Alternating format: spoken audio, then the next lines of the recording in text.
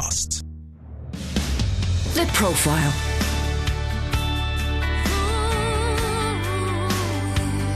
You're listening to Premier Christian Radio. Where faith comes to life. Well, hello and welcome to The Profile here on Premier Christian Radio with me, Sam Hales. The Profile is the show where we delve into a person's life, faith and ministry, and it's brought to you in association with the UK's leading Christian magazine, Premier Christianity. If you would like a free sample copy of our latest edition, you can head straight to our website, premierchristianity.com/free sample. Simply type your details in and we'd be delighted to send you a free copy of the latest issue of the magazine. But today on The Profile here on Premier Christian Radio, I'm speaking to Gary Clarke. Gary is the lead pastor of Hillsong Church London, a church which not only exists in the heart of the capital, but in Surrey, Kent, Oxford and Newcastle and elsewhere, which we'll go on to talk about as well. And Gary wants people to gain a genuine revelation of the message of Jesus and his church. He's passionate about seeing people live to their fullest potential, empowering them to practically reach and impact their day-to-day world. He's also interested in providing real solutions to some of the problems humanity faces, from youth issues in London to the worst of world poverty. Gary is married to Kathy, and together with their daughter and son, they are living here in London. And I'm delighted to say that Gary has dropped into the studio today to chat to us. So Gary, welcome to the programme. Thank you. Good to be here. We always like to go back to the beginning on this show and ask about someone's life growing up. So I'm sure, as we can already tell from the accent, it wasn't here in the UK, it was in Australia. Tell me more about growing up. It wasn't a Christian family, was it? No, not a Christian. I don't have a Christian background. The only thing I can remember from when it comes to Christianity is my father, who actually is from Manchester. And he said to me once, he said, "Don't ever let anybody tell you that God's not real." That was it. That was my perspective on God. A few little encounters at school with the RE teacher, and that's all I.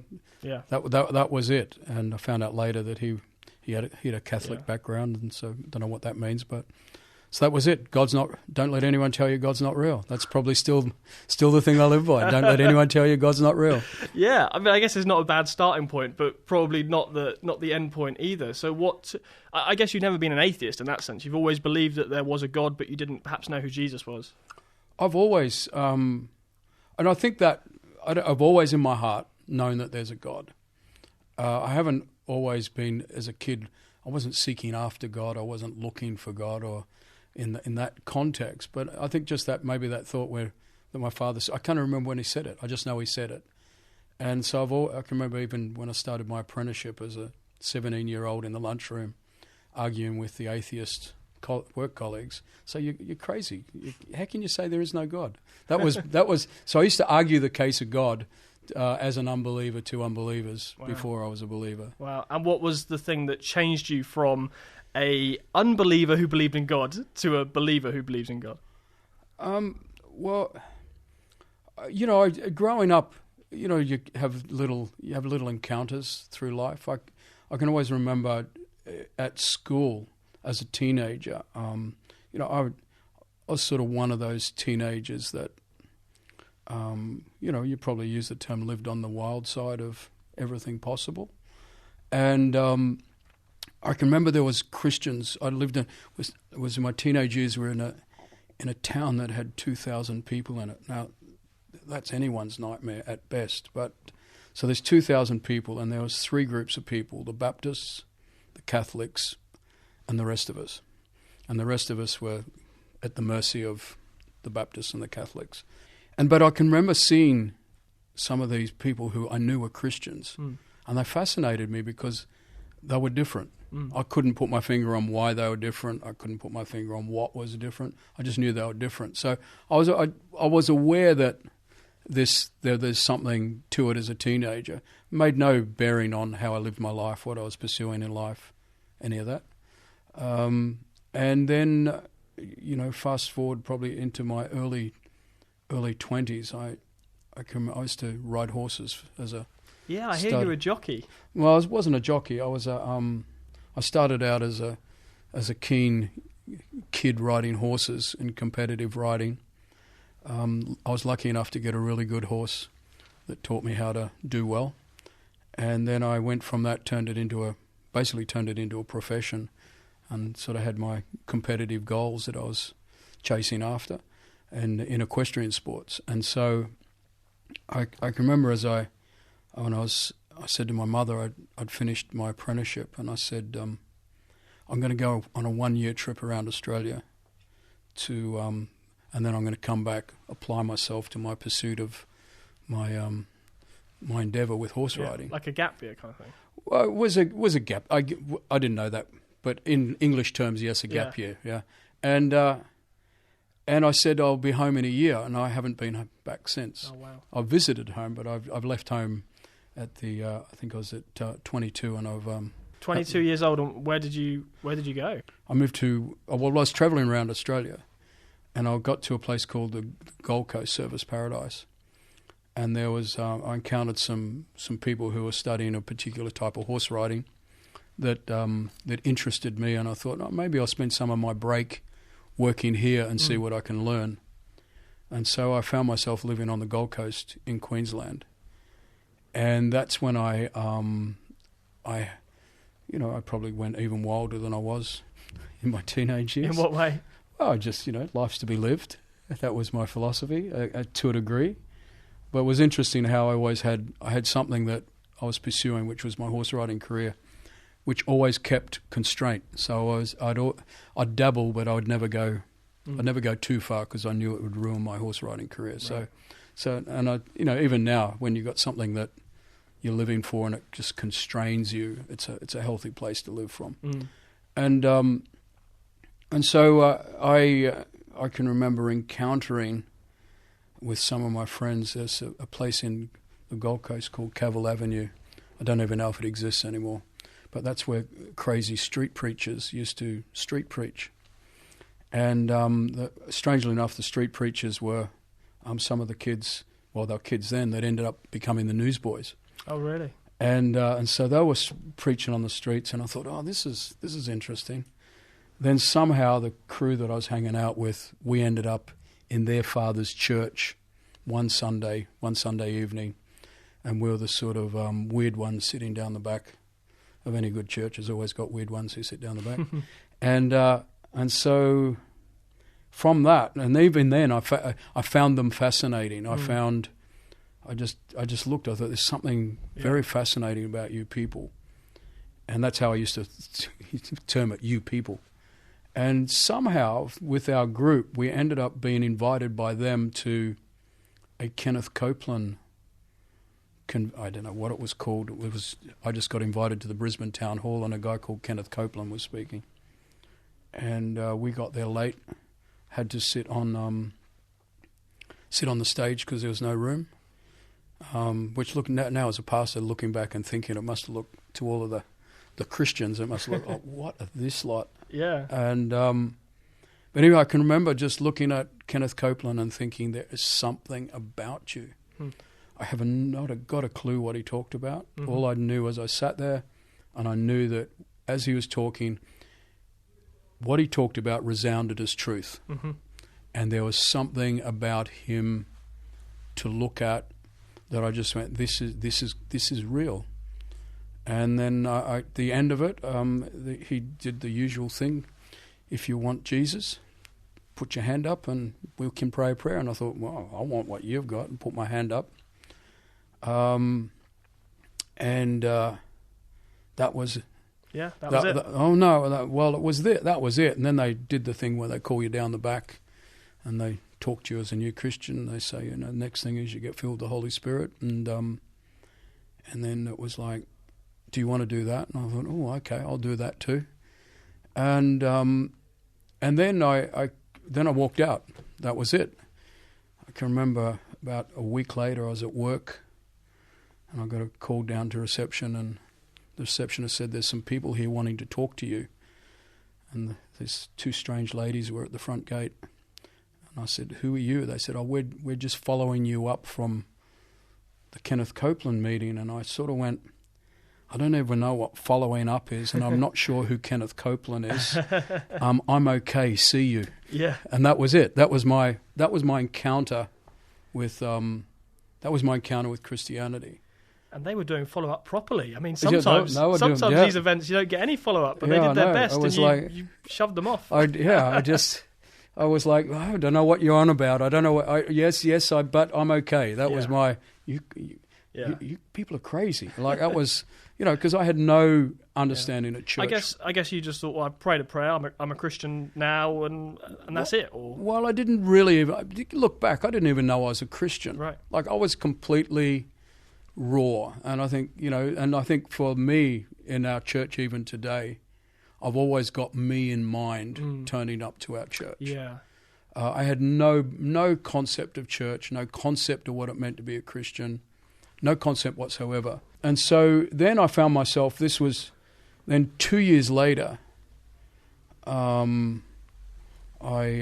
had this wild encounter with a girl, not that type of wild, but I was in a party in Brisbane, and it was one of those sort of parties where all the really cool young guys with lots of money were there, and all the really glamorous girls who were obviously there to find a good man. Mm-hmm.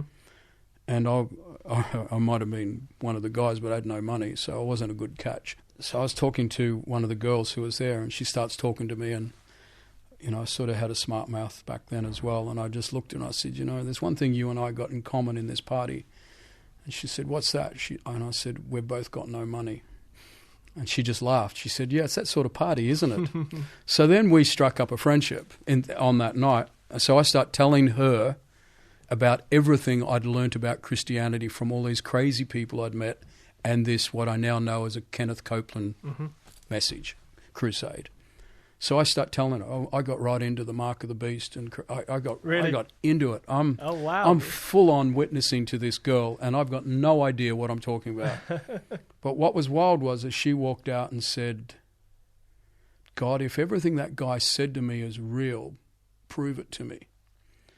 And so we swapped numbers at the end of the night and said, let's, catch up next week. So over the phone, and she rang me up and she said, oh, do you want to go out for a drink? So we just went to a pub for a drink, and she said, you're not going to believe this. Everything that you told me in that party, which was quite bizarre, really. Yeah. She said, turns out she was a hairdresser. Every new client happened to be a Christian who was telling her some sort of version of what I'd talked to her about. And we both looked at each other and said, well, that's bizarre, isn't it? Had a drink and went home. And then a week later, she rang me up and she said, you're not going to believe this. Another person come in saying the same thing as what you told me and all those other people, and she's invited me to church. And I said, oh, can I come?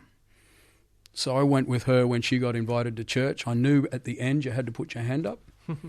So I just I got the guys talked about. I just knew at the end your hand had to go up to say you wanted to be one of them. Yeah. And I put my hand up, and I've been going to church ever since. Wow. From that day, I've never. That was the start of. Well, I look at that as I had an encounter with God, and then I had that work it out, and so that's why I'm very. I find myself later as I filter through my own life. We've got to give people a chance to work this out. You grow up in a Christian household, you grow up with a Christian perspective, and we often people get dismissed, whereas God is at work in our. And I look back in those 2 years, and I can see God at work in my life. Nothing about my lifestyle changed, nothing whatsoever. But when I walked in that second time, I knew what I was doing, and my whole life just turned 180 degree and gone from there. It's really interesting what you've already said about kind of the language that we use, and so often I think as Christians we use these words that, as you say, they mean nothing to an outsider. And this was your story, right, of going into church and some of the language not making sense. And I guess this encapsulates a lot of what Hillsong does today.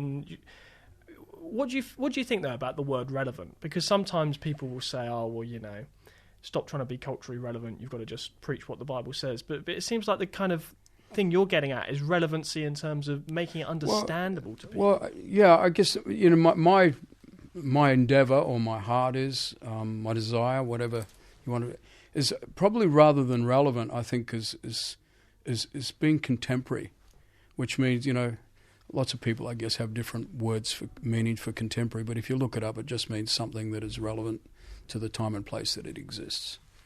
And so, I just think the way we speak and the style of the way we do things has got to be contemporary. But I'm very much a stickler for the message is eternal. Right. The message is ancient as well, right? Well, yeah, and it's eternal, the message. And I think I try to make sure that it's not the message we mess with, but the methods. We've got license with the methods. Yeah. And in the sense of how do we bring the message to people? How do we, even the message, we don't have to use ancient words, and we don't have to use traditional words, and we don't have to use language that we would never use in the workplace, but we talk it all day on Sunday. It's like, that's weird. Yeah. And I think it's trying to put it into a language that is contemporary, but the message is not to be played with. So tell me about your first encounter with Hillsong. My first encounter with Hillsong was this was before we were even Hillsong. We used to be called Hills Christian Life Centre. So this is right back at the beginning. Yeah, so Hills Christian Life Centre. And I used to be, when I moved to Sydney, I started youth pastoring.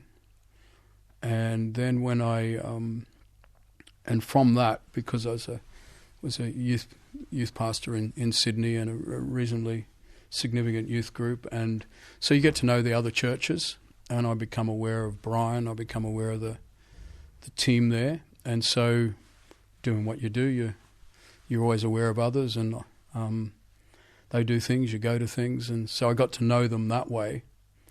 But I found myself, because I used to still give horse riding lessons and training, and I found myself telling people about Jesus as I'm giving them lessons when they asked.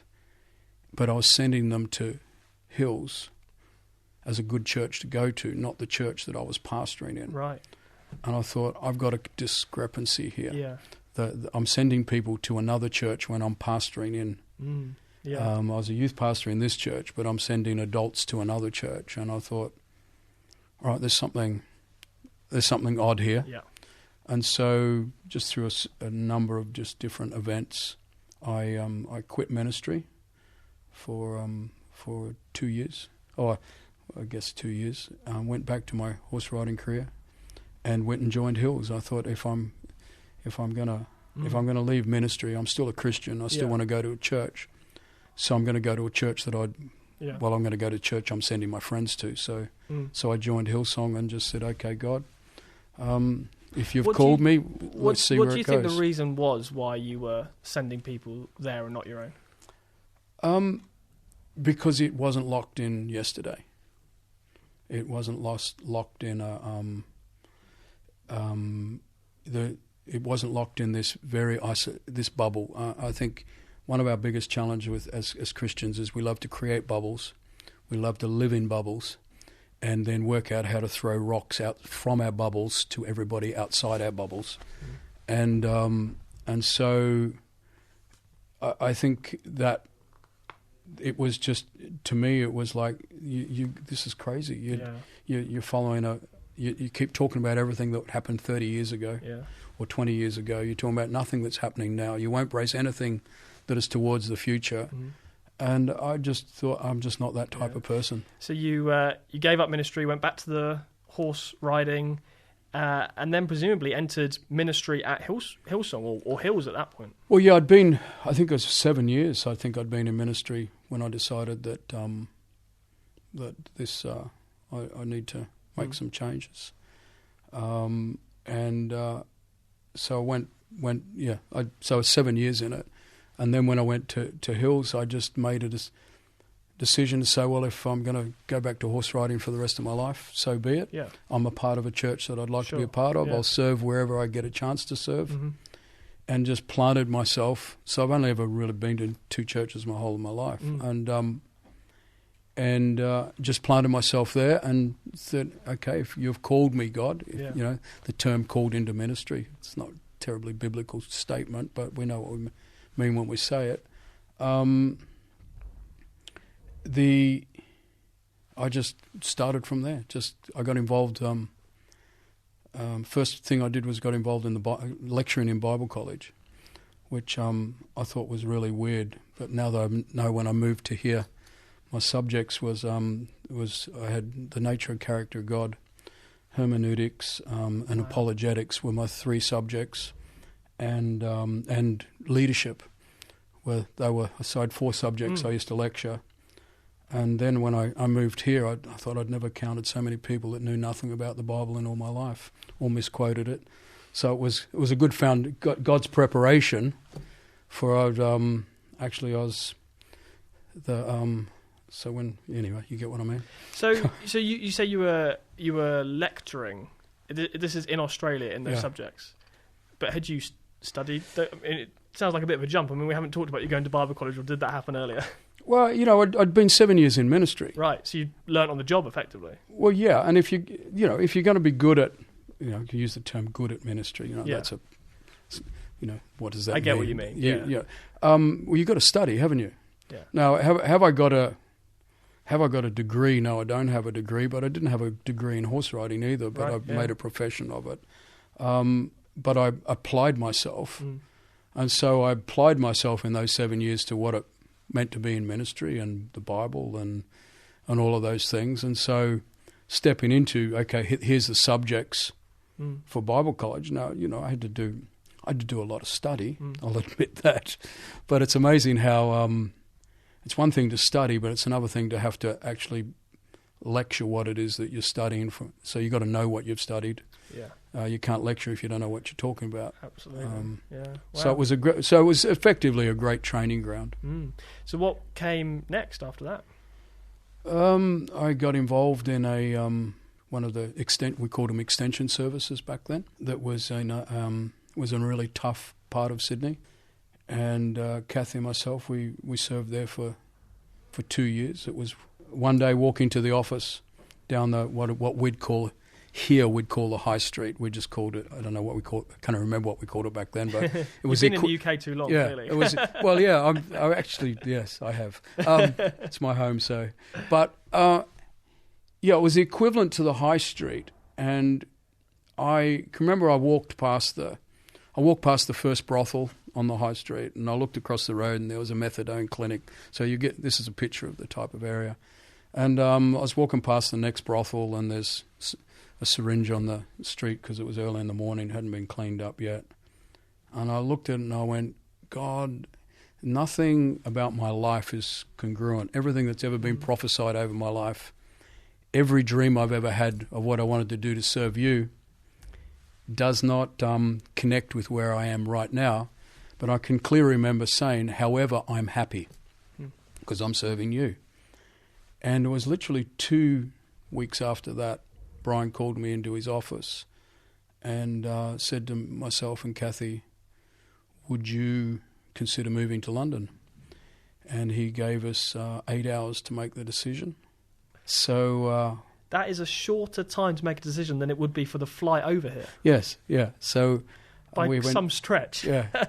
And so we went home and woke up the next morning and I said to her, so what do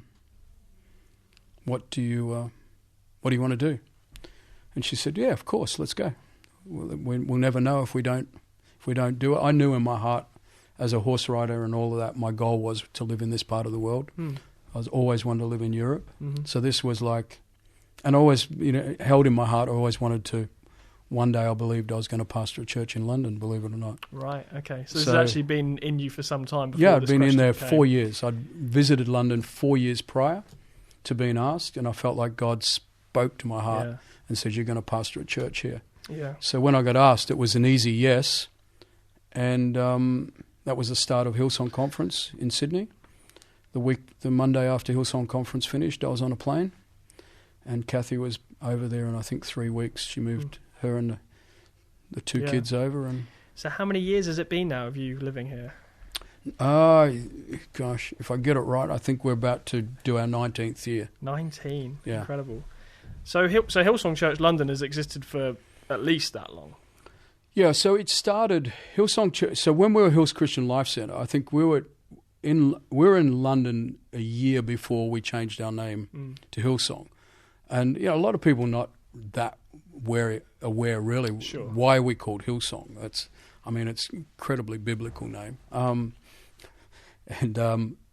but we were just called Hills Christian Life Centre, and we'd started from there a London Christian Life Centre, and so London Christian Life Centre had been going, I think, 4 years, and it had a few hit a bit of an impasse, and as a lot of churches do, and from that,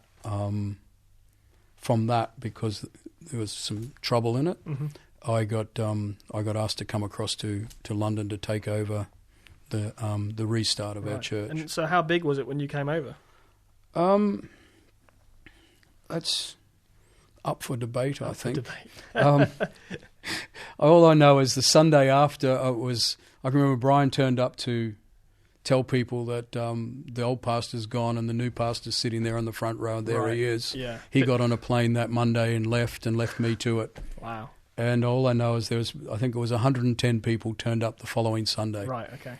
And so it sounds like there'd been some pretty major upheaval before you arriving in terms of the leadership and the church. Yeah, there's a bit of I think the Sunday Brian was there, the joke was there was two groups of people on the pavement outside. So which church are you going to go to? The new one that's starting down the road, or are you going to stay at this one? Yeah, so it was literally one of those. It was a church split, effectively. Yeah, schism that resulted in a fresh start. Yeah. And it's amazing, though, 19 years on, I think you said, we're now talking about not just Hillsong London, which meets in the Dominion Theatre in central London. You've got Hillsong Bermondsey, which is obviously, in South London, but we've also talked about campuses in Newcastle, in Kent, in Surrey. This is a huge church North London now. We're just started in Edinburgh, starting in Liverpool. And is Hillsong Edinburgh part of Hillsong Church London? Yep, that's all part of... Wow. Under our... How did Edinburgh feel about coming under the Hillsong London banner? Well, the good thing about being a foreigner is I don't buy into everybody's conflicts of national interest. You're listening to Premier Christian Radio. This afternoon, it's The Profile with me, Sam Hales. I'm talking to Gary Clarke, the senior pastor of Hillsong London. Lots more from him coming up right after this. Premier Christianity Magazine. In this month's issue, What a beautiful name it is. You've heard the songs. Now discover the story of the church that changed the way the world worships. In the latest edition of Premier Christianity Magazine, we go behind the scenes of Hillsong. In the UK alone, they've grown from 110 members to 14,000. But not everybody is a fan. We chart the rise of this megachurch and put tough questions to their leaders. Plus news, reviews and much more. for your free copy, visit premierchristianity.com/free sample. Good news, we've slashed the cost of subscribing to the UK's leading Christian magazine. Now you can read news from a Christian perspective and interviews with fascinating leaders for half the normal price. That's 12 issues of Premier Christianity magazine for less than £20. Plus, take out a subscription and we'll enter you into a prize draw to win £200 worth of new Christian books. There's never been a better time to subscribe. Go to premierchristianity.com/subscribe. The Profile.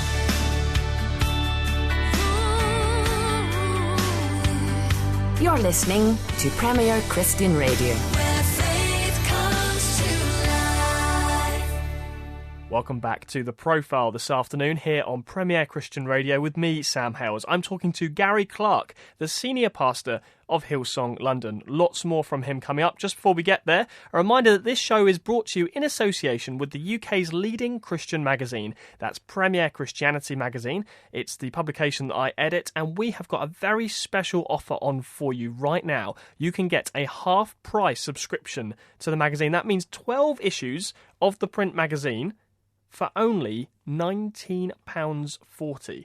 That's a great offer. That's a whole year's worth of content of the UK's leading Christian magazine for less than £20. For less than £20, you also get entered into our prize draw to win £200 worth of Christian books, and you also get full online access to everything we're doing at premierchristianity.com. If you want to take advantage of this special offer, please go to premierchristianity.com/subscribe. But now, time to hear the second part of my interview with Gary Clarke from Hillsong London. Let's listen in. We're talking about pretty incredible growth. You talked about having a vision for leading a church in London. Did you feel like God gave you a vision for the kind of growth that you've seen, or has it taken you by surprise? I think, for me, everything's a step of faith. And, if you're not envisaging something that takes, if I use the term, takes your breath away or causes you to question, then you're maybe not envisaging. So I always envisaged something. You always had a big vision. Yeah, because I thought I'm not going to move from one side of the world to the other side of the world and think small. Yeah. Or believe small or dream small. Did I dream it would look like this? Well, you can't. I don't know if you can do that, but I certainly had a belief that God was going to. There was a purpose to this. I certainly have had that belief from day one that God was going to do something. Yeah. Nevertheless, church leadership is never easy. What's been the hardest thing about moving over here and growing the church? Gosh, I think that it might sound strange, but because everyone thinks that pastors are immune to it, I think that probably learning how to deal with the criticism. I used to always say, I don't care about criticism, that's why I don't listen to it. But then I realised I do care about criticism, that's why I don't listen to it. And I think trying to wrestle that has been a challenge, because whether people believe it or not, you don't throw away a career, and you don't move We arrived here. The only thing we had was two children, a 2-year-old and a 4-year-old. We had no money. We started from absolutely nothing. And you don't do all of that to come and be insincere, do you? And so our heart has always been to try and do our best, and be as authentic as we can possibly be. Yeah. You mentioned criticism. Do you feel like there are common misconceptions, not even about you personally, but about Hillsong London? Are there some things that you kind of hear a lot? You think actually that's a misconception that people have of us and what we're about? Well, the problem is that I don't listen to it anymore, so I don't even know what it is. I think the hardest criticisms is, and that's when I come back to the. It's the people who have enough proximity to come and put it before you and dealing with that, the generic criticisms and all that. I don't want to sound like I don't know. The truth is I don't know. All I know is we've got as many not fans as we have people who like us. You've got many locations: Surrey, Kent, Oxford, Newcastle. But just from look at your website, it seems pretty obvious that there's more to come. So what are you thinking about in terms of next steps, the next places you want Hillsong London to be represented in the UK? Well, we've been going, if you said, I've been here 19 years, and the church started a few years before that, which means we're not a new church anymore. We're not the new kids on the block. And at this point, I'm very much in a place of what does, I'm 58. What does the next 10, 15 years look like for not only for us as a church, but for me? I'm very mindful. I'm probably trying to work on a future that I'm not going to live in. So I'm actually in that zone right now. I believe in my heart that God wants to. He wants to stir this nation towards Him, and I believe in my heart that we're going to play a part in that. I know we're not the only people on the planet. We're not the only church in the nation. all of that. We're not the only church in the city. Yeah. All I know is we are going to play our part in believing that we're going to see this nation turn its heart towards God. What that means, and so I'm very mindful of it. It's not we're not. Although it looks like we plant churches, we don't see ourselves as a church planting organisation. But if you look at, I use the term global imprint very carefully. It looks like we're a church planting organisation, but we really have this desire to try and as best we use the term, we're one house with many rooms. Right. And that is our desire, to be one church, but we're in just different locations. So is it, I mean, we're playing with language slightly, but is this congregational plants rather than church plants? Probably. That would be a better way of thinking about it. It's interesting you say you don't think of yourself as a church planting movement, because I think a lot of people, when they think of Hillsong, when they look at Hillsong, it's kind of what it looks like. Yeah, but I think if we were a church planting organisation, we would be planting churches all over the place, and we would declare ourselves to be that. But it's I think the key regional cities where you can build a good church. There's plenty of them in the UK. I know we're just toying. We're just early days with there's Oxford and there's Birmingham now and Liverpool, Newcastle and Edinburgh. We've got to build those before we start thinking about. I always try and do our best to say, whatever we do it out of a place of strength. Mm-hmm. And when we do something, not weaken what is our strength. Mm-hmm. Yeah. And so, sort of go, the slower you go, the quicker you get there. You mentioned you're not the only kids on the block, so to speak, and there are obviously churches in all those cities that you mentioned. So how much of working with other churches, or just even talking to other churches, factors into this? Because again, you'll talk to some church leaders and they will have a perception, rightly or wrongly, of Hillsong, of, these guys turn up, they do church very well, it's very slick kind of production, and if they turn up in my city, some people in my congregation will go to them because they prefer the music, and there can sometimes be almost a bit of fear about that, I guess, from some church leaders. How much of this kind of factors into your thinking? Well, I guess I think the proof's in, if you start with London.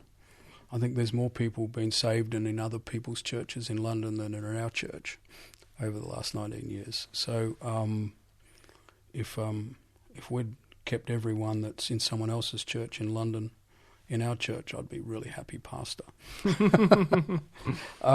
So the reality is and it is one of the criticisms, and I can see why people say it, where it's like, they'll just pull people from our church, but that's not our heart. Yeah, and there's almost nothing you can really do about that, is there? I mean, if people choose to move to Hillsong, that's not necessarily your fault, right? No, but I do understand. I understand it, and so, for example, I'm trying to think. Liverpool's probably a little different because it's miles away from London, but Birmingham, we're starting there, and there's connect groups and there's all of that, and we started with people who either travelled down to the Dominion or have moved to Birmingham from the Dominion. Right. And so it's not like we just turned up, and it's like we actually started. I use the term started with people who considered themselves already a part of us. Yeah. And even when we say we're going to start somewhere else, it's okay. We started in North London, for example, and that was based on how many people have we got in North London who travel down into the Dominion. How many people we got in North London who find coming to the Dominion difficult? Well, why don't we take church to them? So at this point, when it comes to that, tends to be the way of thinking about it. My way of thinking. But then you say, well, you're in Liverpool. Well, that's an out and out, as if it's a church plant, and like anybody else, who I think we try and say. Everyone else is allowed to plant churches, so why aren't we? Right. Fair enough.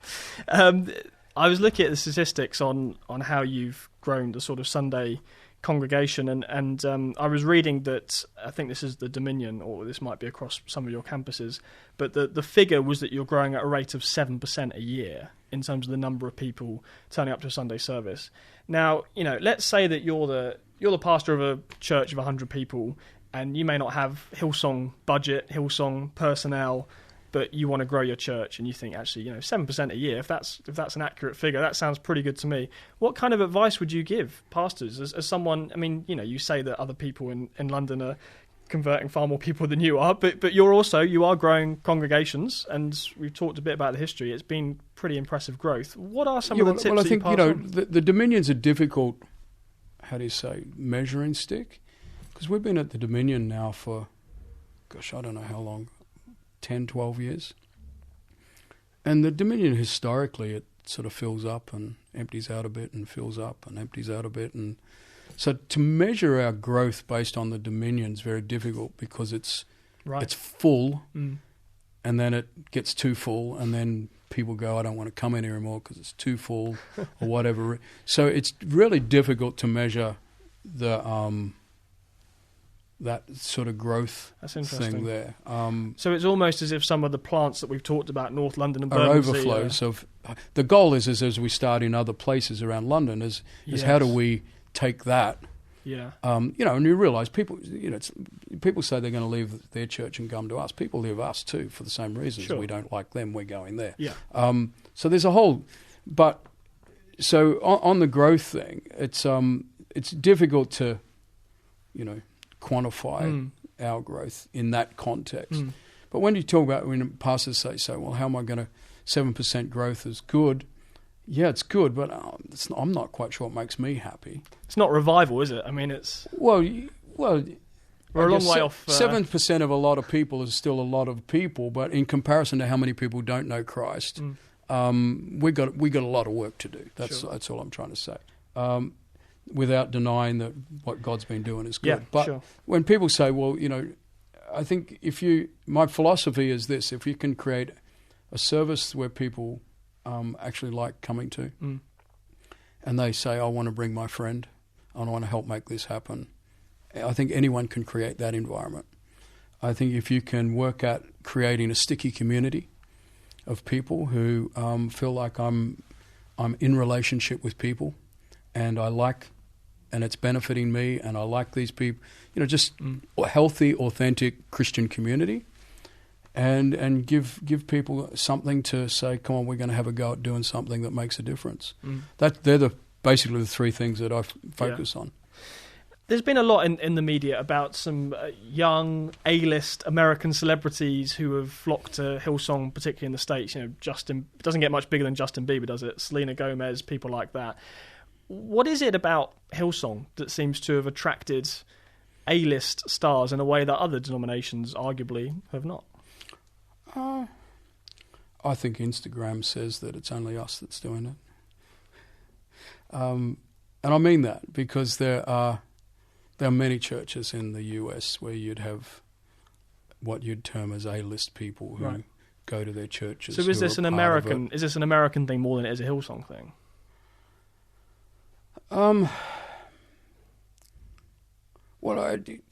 It's hard. That's a hard question to go. Here's a clear answer, but just to say that there's we attract A-list people. There's some. I'm a pretty average person, and there's lots of people like me in our church, and I think the fact that a guy like Justin has got maybe a profile that he's got. Like Selena, they've got a profile that says that, but there are many. I know many other pastors of significant churches in the US who have some very significant people in their churches. They're just not. Those people aren't Instagramming the services. And that type of thing, yeah. So to put us and say, oh, Hillsong's doing that, right? Okay. I think that's a spot that everybody's giving us that I'm not sure that we have. Sure.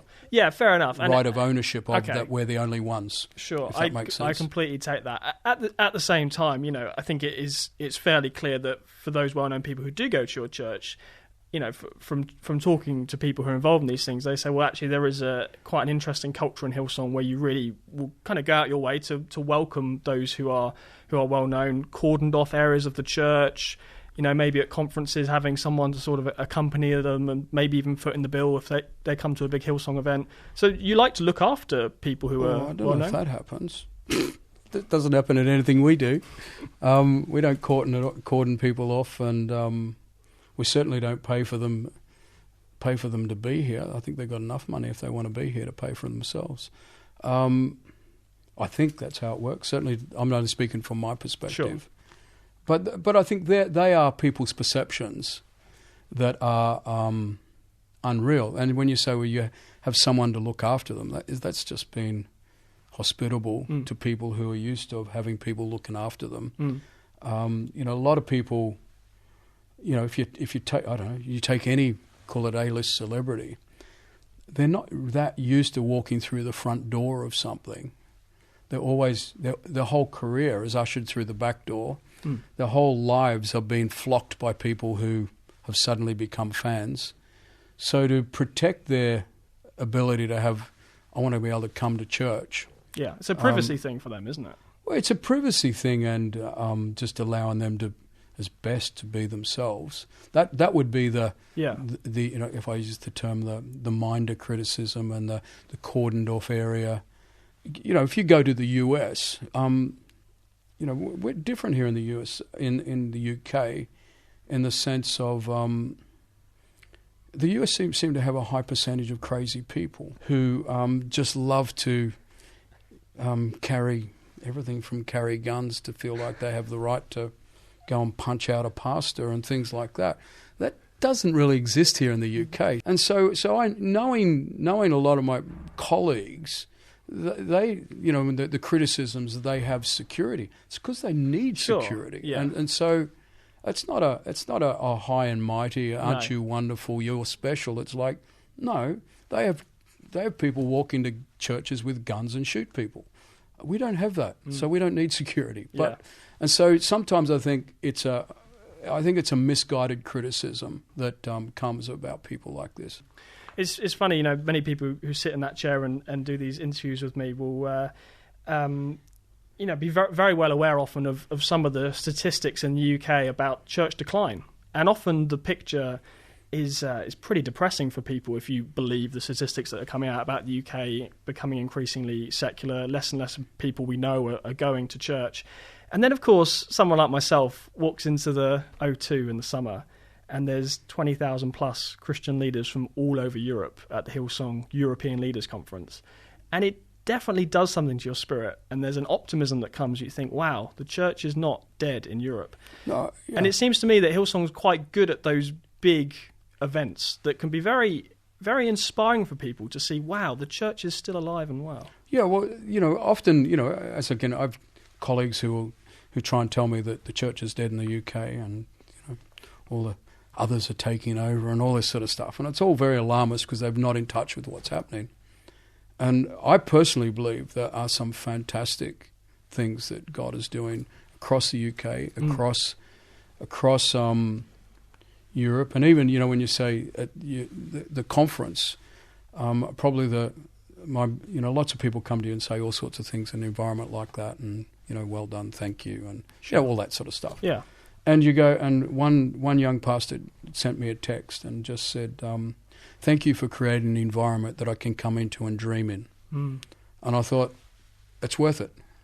It's worth if we can do something that shows everybody who's out there, and we use the term slogging away, feeling like, am I really making a difference? Am I, aren't I? Who can walk into an environment that we can create where they can say, I can dream big here. I'm not just slogging it away. I can dream, and I think the church in this part of the world is in a great place. Yeah. When I've visited Hillsong on a number of occasions, which I've really enjoyed doing, I've often looked around the room, and this is admittedly in the Dominion, and it may be different elsewhere, but often it seems like almost everyone is in their 20s or their 30s. There's often quite a young kind of vibe. And sometimes you kind of wonder, I wonder what happens when you grow up in Hillsong in your 20s and your 30s and you kind of hit 40 or you hit 50. Now, I'm sure for many young people in London, when they grow up, they have families, they move out of London because it's expensive to live here. So that will partly explain that. But from your perspective as well, for those... I think it all depends where you sit at the Dominion. Right. Maybe I was down there in the with the youngsters at the front. Is that not true? Because again, I think some people have the perception of, there's a lot of young people in Hillsong, and it tends to, and this isn't a criticism, I think, because we know the church in the UK often struggles to attract young people, but is there any truth in the idea that Hillsong in the UK does bring in a younger demographic in a way other congregations or church networks struggle? For me, I can't say, because I don't study other people. You must be aware, though, that the church in general... I'm aware that's what people say, but I don't sit there and study it and go, look at this. There are a lot of young people, but I can remember when I moved to London, I did what Rick Warren said, create your Saddleback Sam who lives in London. So I did a study of who lives in London, and it turned way back then, and that's way back then, and it was the average person who lives in London is aged between this age bracket and this age bracket. This is talking about central London. So I did my studies, and I thought I'm going to build a church, and that person is my focus, because that's who statistics say lives in London. So there's been an intentionality about that. Then you go out to Surrey, and you've got a lot of people who are in Surrey have been in our church as long as I have. They just go to Guildford now, not the Dominion. So there is a moving out of, we're going to get married, it's easier. So that's part of our reason. Why do we do Kent? Why the M25 home counties? Is so that people in our church can still be part of our church and live there. But when it comes to young people in church, I think if you're mindful of young people, there'll be young people in church. I think you. Right. It doesn't mean you have to it's not intentionally targeting. But I realise I'm 58, and so therefore what I think is cool, relevant, all of those words, they're not really my words to define. I'm 58. So if I'm going to be big enough, I've got to be big enough to let young people define for me those words. Now, whether cool and relevant and all of that, they're just words, but we know what they mean when they say that. I just see myself, it's not my job to define those words. And so I'm not going to put a cap over the young people in our church, because I don't think it's like people say, well, Gary likes this type of music. I was like, how do you know what sort of music I like? I say to people, I used to like AC/DC, and I still probably do. Yeah. So to go, we're playing songs that Gary likes. I'm 58. How can I like those songs? Do I appreciate them? Do I enjoy them? I'm youthful. We got a thing in Hillsong about let's be youthful in spirit. Yeah, but isn't my 100% preference? At my age as a leader, if I bring that into my thinking, this is my preference, this is my this is what I see as contemporary, relevant, without listening to young people, I'm going to end up with a church with no young people in it. So next time there's someone who's a little bit older, and you can define older how you want, who says, I'm going to leave my church because I don't like the music, we can tell them, hey, the leader of Hillsong doesn't necessarily like the Hillsong music, but he's still there. That's not what I said. but I do think, But you are making a point here about, there's more to life than just whether you like the musical style or not, right? Yeah, I mean, worship is much more important than what preference you have with music. When often people go volume, right? Volume, and whatever, right? Whether I'm allowed to admit these things or not, but I went to a Rolling Stones concert at Twickenham, and I was stunned at how many people, at how old the crowd were, right? Because if you're going to Rolling Stones fan, you've got to be old. Yeah, right? Let's face it. But how old they were, but the Rolling Stones were still the Rolling Stones. It was still horrendously loud. Yeah. and it was production values were off the charts. It still sets the bar on what a stadium event looks like. They're all in their 70s, and all the people in the crowd were about my age, and they're all singing, they're all shouting, and not one had earplugs in. And so I sat there and I thought, volume is not an age thing. It's an internal thing, because not one of those old people in Twickenham were complaining about the volume of. And so I sort of look at it from that perspective, and it was an eye opener for me. Yeah, I just went, maybe there's more to the complaining that old people have about contemporary, and it's more about them and something they've got to learn to get out of themselves and progress. Because if they, if I was to say, these people my age are more consumed with what's suiting them, and they've lost sight of we are supposed to bring through. There is an emerging generation coming through. People of my age get a chance to bring that emerging generation through. We get a chance to empower it. We get a chance to champion it. We get a chance to encourage it. We get a chance to lead it, or we get a chance to not participate in it. And either way, God is always going to bring through another generation. And I think older people, they can decide to move out and watch what God does, or they can make a decision to step in and say, I'm going to be a part of what God's trying to do. And I'm not talking about older people in our church. I just think as a generation of people, our job is to steward the next generation coming through. Oh, sorry, I just started preaching. And that made me think of another thing, perhaps about your role. Am I right in thinking your role has in the history of kind of Hillsong London has perhaps transitioned a little bit from you being involved in the hands-on day-to-day of everything to mentoring the younger leaders and bringing through younger pastors?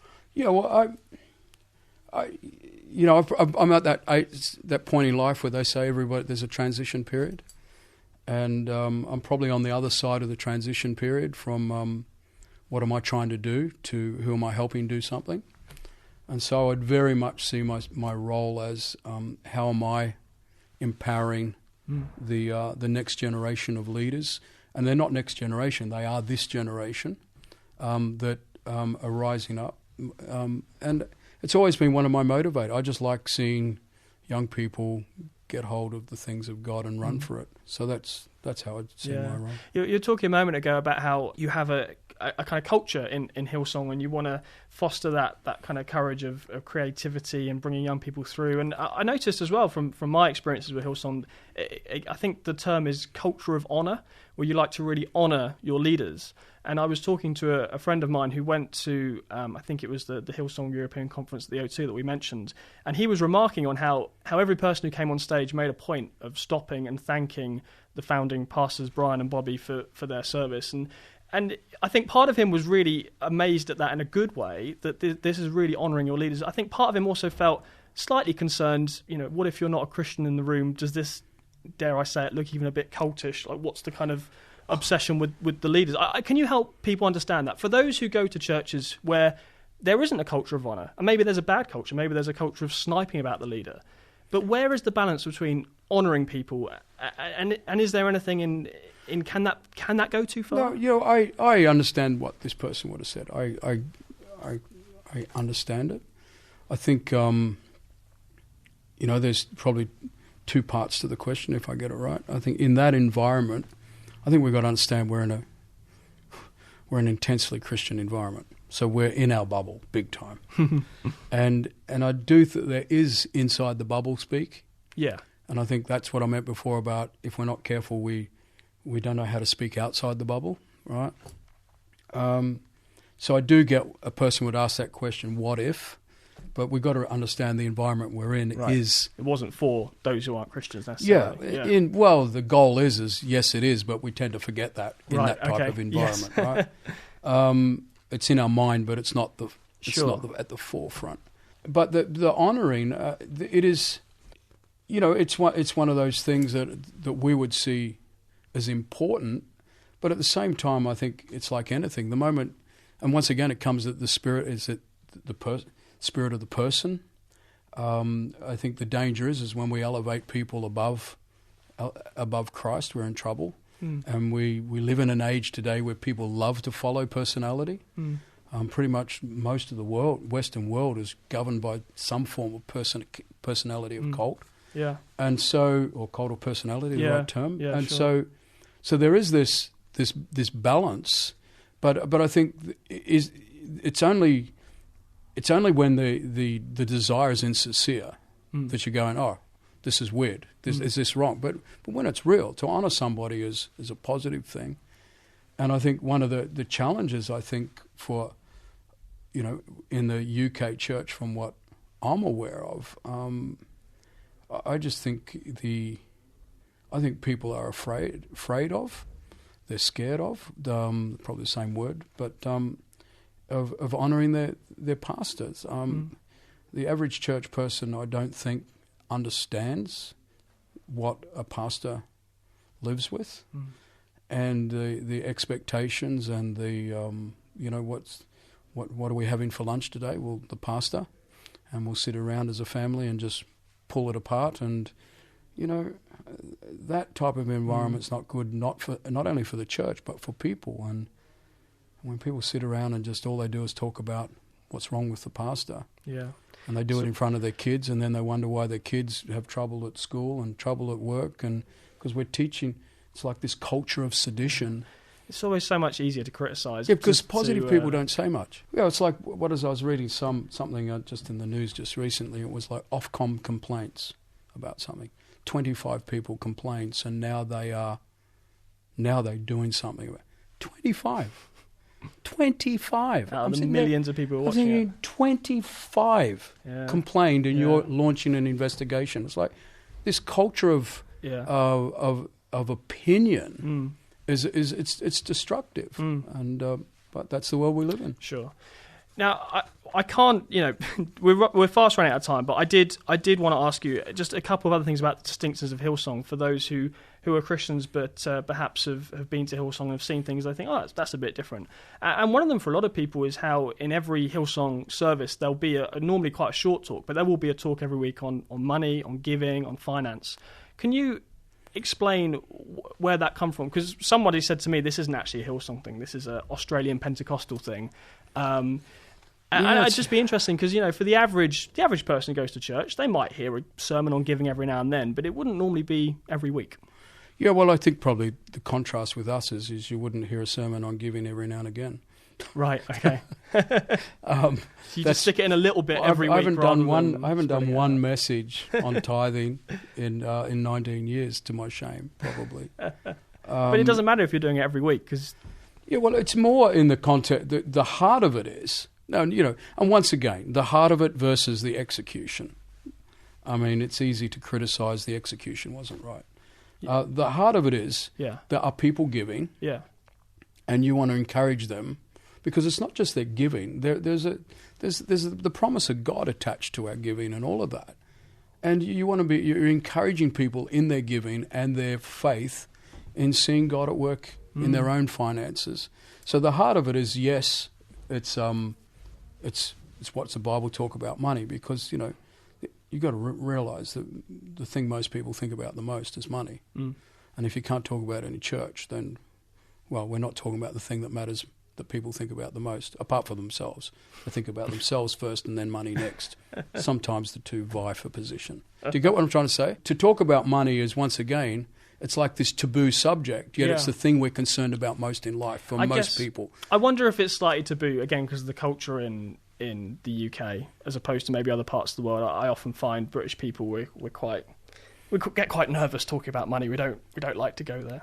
Yeah, well, I think so. But should cultural things hold back the church? We've got a term that we don't say it that much anymore, but we try as best we can to say, hey, we're trying to build a kingdom culture within our church. What are the kingdom of God things that are the most important things, and not give into what culture says? Because let's face it, why don't people talk about money? If you study it historically, it's because people with money told people without money, you don't talk about money. Now, there's a reason for that, because that's why you keep your money and you keep those without money. So if you go back, you only got to go back 3 or 4 centuries, and that was entrenched in English culture. So what do? Do we say that's right? Well, if we go, well, English people don't like talking about money, think about why you were taught not to talk about money. And but we don't We don't question our culture. We question the first thing that confronts it. We talked about, the pressures on church leaders. I'm sure yourself included, where we've talked about criticism and all of that sort of stuff that many church leaders will have to deal with. I wonder if there is a particular sense of responsibility as well that comes when we're talking about things like finance. I mean, it's no secret that your church, we're literally talking about millions of pounds when it comes to a budget. There must be a huge weight of responsibility on you to think that's a huge amount of money to steward correctly. Does that weigh on you? Well, it does. It probably weighs on me that much that my prayer usually every night is, God, give me wisdom and understanding to be able to do what I'm doing. That's my good night to God every night. I pray that prayer. And there's a weight of responsibility. There's a weight of understanding that it's two things. It's number one, it's God's money. And that's probably, I think, when you see it as God's money first, people give to God, they don't give to you. So therefore, if it's God's money, I'm a little bit more scared of God than I am of people. And so you're stewarding God's money, and yes, it's coming from people. And I just try and keep, for myself, I try and keep it in the right order. This is not people's money. It's their giving to God, and our responsibility is to steward God's money. And if I view it as him looking over our shoulders, probably a little bit more nerve-wracking than... Do you get what I'm trying to say? And I think it's just put it in the right order. But you've got to also understand that the people are giving and they're trusting God. And you've got to steward their giving as best you possibly can. Finally then, what does the average week look like for you? Is there an average week? Well, if I haven't got to be somewhere else in what I use in our Hillsong, in my responsibilities, I've got two responsibilities. One is inside Hillsong London, and the other is within Hillsong Church. My average week, I would get up on Monday and gather my thoughts. Do some form of exercise sometime during the day. Then I have my Monday afternoon meetings. I get up on Tuesday morning, gather my thoughts, have my Tuesday meetings. Get up on Wednesday morning, I gather my thoughts, do my Wednesday meetings. It sounds like a lot of meetings. Well, it is. You've got to. There's just a lot of things you've got to be a part of. Do you enjoy that side of the job though? Well, yeah, I do, because we're meeting about how we're advancing the purposes of God. But meetings will, for some people that sounds like death, but you clearly thrive in that kind of an environment. Well, if you don't like meetings, you don't like leading. And so you can only get the only way people can get clarity, the only way where you can get people all on the same page working together is through meetings. And so meetings are our best friend. They're not an enemy. Brilliant. Well, Gary, we wish you all the very best for your many meetings, both in the week and, of course, on Sundays as well. But thank you so much for coming in and chatting. It's been a pleasure. My pleasure. Thank you. Thanks so much for joining us on the Profile podcast this afternoon to hear my interview with Gary Clarke from Hillsong London. If you enjoyed that, and I hope you did, then you might be interested in the brand new edition of Premier Christianity magazine.